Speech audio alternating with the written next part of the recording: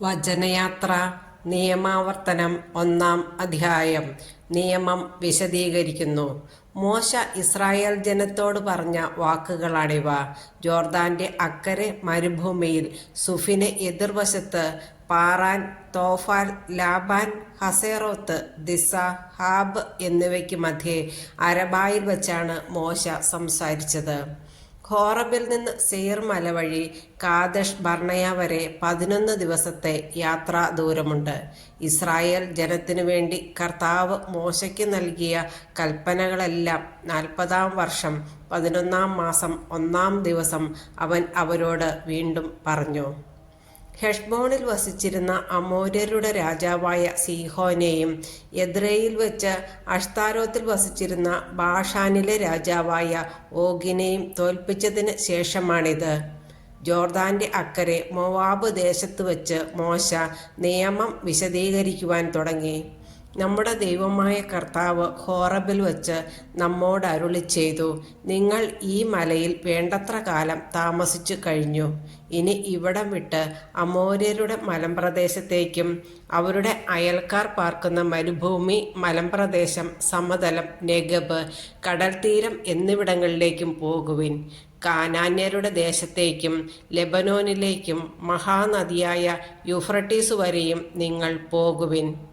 ഇതാ ആ ദേശം നിങ്ങൾക്ക് ഞാൻ വിട്ടു തന്നിരിക്കുന്നു. കർത്താവ് നിങ്ങളുടെ പിതാക്കന്മാരായ അബ്രാഹത്തോടും ഇസഹാക്കിനോടും യാക്കോബിനോടും അവർക്കും സന്തതികൾക്കുമായി നൽകുമെന്ന് വാഗ്ദാനം ചെയ്ത ദേശം ചെന്ന് കൈയടക്കുവിൻ. ന്യായാധിപന്മാരുടെ നിയമനം. അന്ന് ഞാൻ നിങ്ങളോട് പറഞ്ഞു, നിങ്ങൾ എനിക്ക് തനിയെ താങ്ങാൻ വയ്യാത്ത ഭാരമാണ്. നിങ്ങളുടെ ദൈവമായ കർത്താവ് നിങ്ങളുടെ എണ്ണം വർദ്ധിപ്പിച്ചിരിക്കുന്നു. നിങ്ങൾ ഇന്ന് ആകാശത്തിലെ നക്ഷത്രങ്ങൾ പോലെ സംഖ്യാതീതരായിരിക്കുന്നു. നിങ്ങളുടെ പിതാക്കന്മാരുടെ ദൈവമായ കർത്താവ് നിങ്ങളെ 1000 മടങ്ങ് വർദ്ധിപ്പിക്കുകയും അവിടുന്ന് വാഗ്ദാനം ചെയ്തിട്ടുള്ളതുപോലെ നിങ്ങളെ അനുഗ്രഹിക്കുകയും ചെയ്യട്ടെ. നിങ്ങളുടെ ഭാരങ്ങളും നിങ്ങളുടെ ഇടയിലെ കലഹങ്ങളും എനിക്ക് തനിയെ താങ്ങാനാവുമോ? നിങ്ങൾ അതത് ഗോത്രത്തിൽ നിന്ന് അറിവും വിവേകവും പക്വതയുമുള്ളവരെ തിരഞ്ഞെടുക്കുവിൻ. അവരെ നിങ്ങളുടെ അധിപന്മാരായി ഞാൻ നിയമിക്കാം. നീ നിർദ്ദേശിച്ച കാര്യം വളരെ നന്നായെന്ന് നിങ്ങൾ അപ്പോൾ പറഞ്ഞു. അതുകൊണ്ട് ഞാൻ വിജ്ഞാനികളും പക്വമതികളുമായ ഗോത്രത്തലവന്മാരെ തിരഞ്ഞെടുത്ത് നിങ്ങളുടെ അധിപന്മാരാക്കി. 1000കളുടെയും 100കളുടെയും 50കളുടെയും 10കളുടെയും അധികാരികളായി അവരെ എല്ലാ ഗോത്രങ്ങളിലും നിയമിച്ചു. അക്കാലത്ത് ഞാൻ നിങ്ങളുടെ ന്യായാധിപന്മാരോട് കൽപ്പിച്ചു, നിങ്ങളുടെ സഹോദരരുടെ ഇടയിലുള്ള തർക്കങ്ങൾ വിചാരണ ചെയ്യുവിൻ. സഹോദരർ തമ്മിലോ പരദേശിയുമായോ ഉണ്ടാകുന്ന തർക്കങ്ങൾ കേട്ട് നീതിപൂർവം വിധിക്കുവിൻ. ന്യായം വിധിക്കുന്നതിൽ പക്ഷപാതം കാണിക്കാതെ ചെറിയവൻ്റെയും വലിയവൻ്റെയും വാദങ്ങൾ ഒന്നുപോലെ കേൾക്കണം. ന്യായവിധി ദൈവത്തിൻ്റേതാകയാൽ നിങ്ങൾ മനുഷ്യനെ ഭയപ്പെടേണ്ട. നിങ്ങൾക്ക് തീരുമാനിക്കാൻ പ്രയാസമുള്ള തർക്കങ്ങൾ എൻ്റെ അടുക്കൽ കൊണ്ടുവരുവിൻ, ഞാനവ തീരുമാനിച്ചു കൊള്ളാം. നിങ്ങളുടെ കർത്തവ്യങ്ങൾ എന്തെല്ലാമെന്ന് അന്ന് ഞാൻ നിങ്ങളെ അറിയിച്ചു. കാനാനിലേക്ക് ചാരന്മാർ. നമ്മുടെ ദൈവമായ കർത്താവിൻ്റെ കൽപ്പന അനുസരിച്ച് നാം ഹോറബിൽ നിന്ന് പുറപ്പെട്ട് അമോര്യരുടെ മലമ്പ്രദേശത്തേക്കുള്ള വഴിയെ നിങ്ങൾ കണ്ട വിശാലവും ഭയാനകവുമായ മരുഭൂമിയിലൂടെ യാത്ര ചെയ്ത് കാദഷ് ബർണയായിലെത്തി. അപ്പോൾ ഞാൻ നിങ്ങളോട് പറഞ്ഞു, നമ്മുടെ ദൈവമായ കർത്താവ് നമുക്ക് തരുന്ന അമോര്യരുടെ മലമ്പ്രദേശം വരെ നിങ്ങൾ എത്തിയിരിക്കുന്നു. ഇതാ നിങ്ങളുടെ ദൈവമായ കർത്താവ് ഈ ദേശം നിങ്ങൾക്ക് തന്നിരിക്കുന്നു. നിങ്ങളുടെ പിതാക്കന്മാരുടെ ദൈവമായ കർത്താവിൻ്റെ ആജ്ഞയനുസരിച്ചു ചെന്ന് അത് കൈവശമാക്കുക. ഭയമോ പരിഭ്രമമോ വേണ്ട.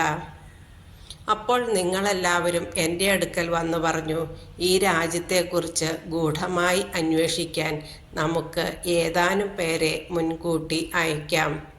ഏതു വഴിക്കാണ് നാം ചെല്ലേണ്ടതെന്നും ഏത് പട്ടണത്തിലേക്കാണ് പ്രവേശിക്കേണ്ടതെന്നുമുള്ള വിവരം അവർ വന്ന് അറിയിക്കട്ടെ.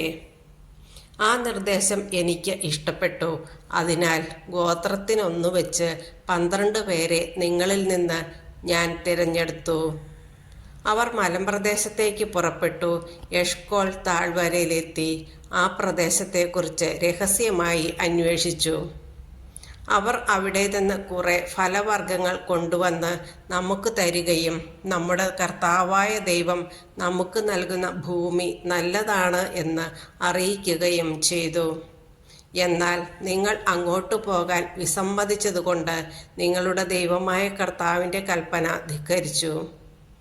നിങ്ങൾ കൂടാരങ്ങളിലിരുന്ന് ഇങ്ങനെ പിറുപിറുത്തു, കർത്താവ് നമ്മെ വെറുക്കുന്നു, അതിനാലാണ് നമ്മെ അമോര്യരുടെ കൈകളിൽ ഏൽപ്പിച്ച് നശിപ്പിക്കാനായി ഈജിപ്തിൽ നിന്ന് ഇറക്കിക്കൊണ്ടുവന്നിരിക്കുന്നത്.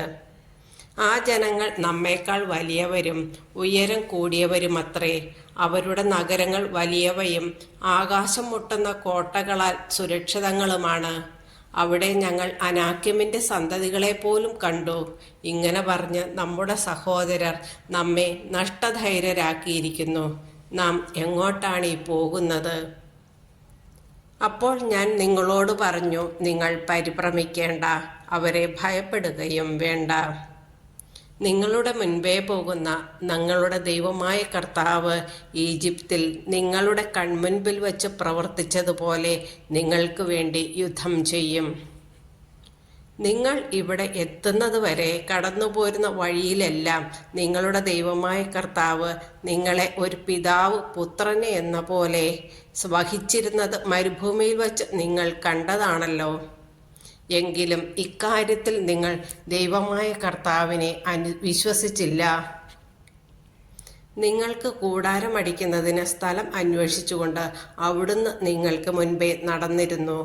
നിങ്ങൾക്ക് വഴി കാട്ടുവാനായി അവിടുന്ന് രാത്രി അഗ്നിയിലും പകൽ മേഘത്തിലും നിങ്ങൾക്ക് മുമ്പേ സഞ്ചരിച്ചിരുന്നു. അവിശ്വസ്തത. കർത്താവ് നിങ്ങളുടെ വാക്കുകൾ കേട്ട് കോപിച്ചു. അവിടുന്ന് ശപഥം ചെയ്തു പറഞ്ഞു, ഈ ദുഷിച്ച തലമുറയിലെ ഒരുവൻ പോലും നിങ്ങളുടെ പിതാക്കന്മാർക്ക് ഞാൻ വാഗ്ദാനം ചെയ്ത ആ നല്ല ഭൂമി കാണുകയില്ല. യെഫുന്നയുടെ മകനായ കാലബ് മാത്രം അത് കാണും. അവൻ്റെ പാദം പതിഞ്ഞ സ്ഥലം അവനും അവൻ്റെ മക്കൾക്കുമായി ഞാൻ നൽകുകയും ചെയ്യും. എന്തെന്നാൽ അവൻ കർത്താവിനെ പൂർണ്ണമായി അനുസരിച്ചു. നിങ്ങൾ നിമിത്തം കർത്താവ് എന്നോടും കോപിച്ചു. അവിടുന്ന് പറഞ്ഞു, നീയും അവിടെ പ്രവേശിക്കുകയില്ല. നൂനിൻ്റെ പുത്രനും നിന്റെ സഹായകനുമായ ജോഷുവ അവിടെ പ്രവേശിക്കും.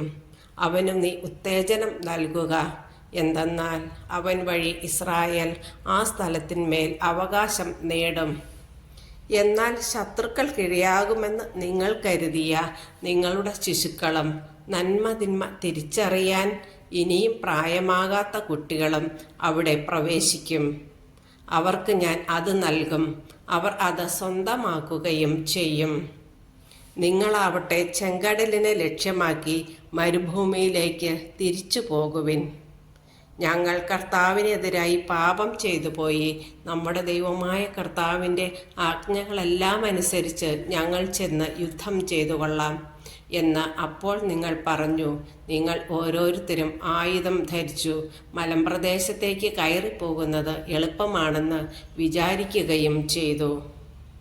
അപ്പോൾ കർത്താവ് എന്നോട് അരുളി ചെയ്തു, അവരോട് പറയുക, നിങ്ങൾ അങ്ങോട്ട് പോകരുത്, യുദ്ധം ചെയ്യുകയുമരുത്. എന്തെന്നാൽ ഞാൻ നിങ്ങളുടെ കൂടെ ഉണ്ടായിരിക്കുകയില്ല. ശത്രുക്കൾ നിങ്ങളെ തോൽപ്പിക്കും. ഞാൻ അത് നിങ്ങളോട് പറഞ്ഞു, നിങ്ങൾ ചെവിക്കൊണ്ടില്ല. കർത്താവിൻ്റെ കൽപ്പന ധിക്കരിച്ച് അഹങ്കാരത്തോടെ മലമ്പ്രദേശത്തേക്ക് കയറി. ആ മലയിൽ താമസിക്കുന്ന അമോര്യർ അപ്പോൾ നിങ്ങൾക്കെതിരെ വന്ന് തേനീച്ചക്കൂട്ടം പോലെ സെയറിൽ ഹോർമ വരെ നിങ്ങളെ പിന്തുടർന്ന് നിശേഷം തോൽപ്പിച്ചു. നിങ്ങൾ തിരിച്ചു വന്ന് കർത്താവിൻ്റെ മുൻപിൽ വിലപിച്ചു. എന്നാൽ കർത്താവ് നിങ്ങളുടെ ശബ്ദം കേൾക്കുകയോ നിങ്ങളെ ചെവിക്കൊള്ളുകയോ ചെയ്തില്ല. അതിനാലാണ് നിങ്ങൾ കാദശിൽ അത്രയും കാലം താമസിക്കേണ്ടി വന്നത്.